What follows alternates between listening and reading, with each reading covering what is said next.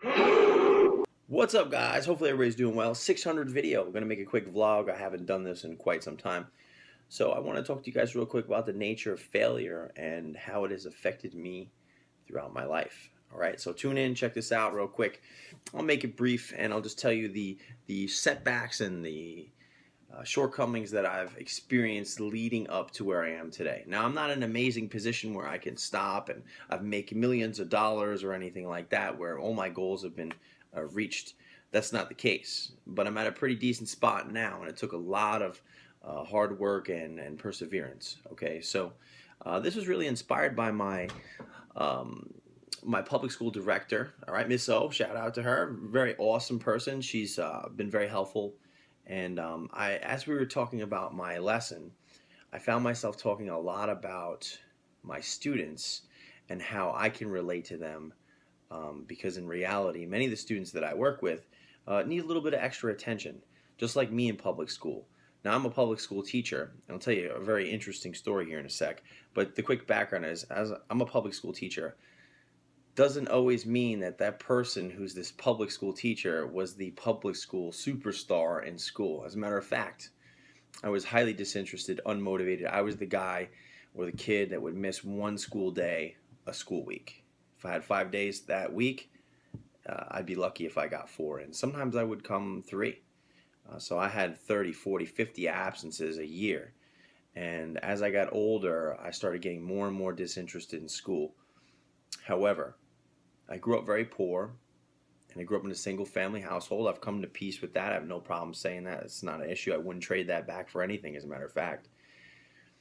But as I got a little bit older, maybe I was looking for almost like a father figure, somebody who would take me under his wing and speak to me in a non-threatening way and in almost a coaching way, life coaching.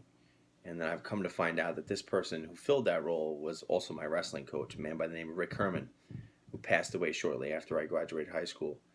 But the interesting thing here is he took me under his wing and he helped try to build my confidence and get me invested in school. And that's really my goal as a teacher now. I want to pay it forward the way he did for me.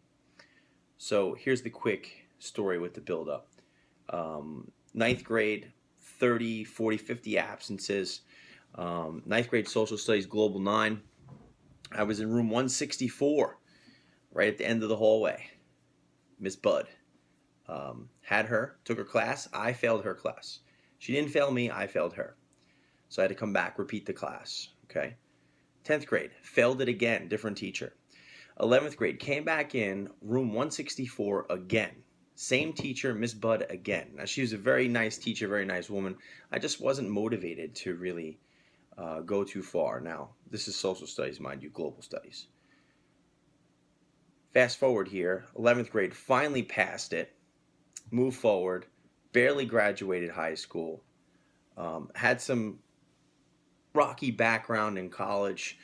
I remember I wanted to wrestle in college, and I went to Nassau Community College, which is one of the better wrestling schools on Long Island and in the junior college circuit. I remember walking past 2 murder scenes in one semester. So I lived in a pretty rough area. I lived in a rough area as well from my hometown.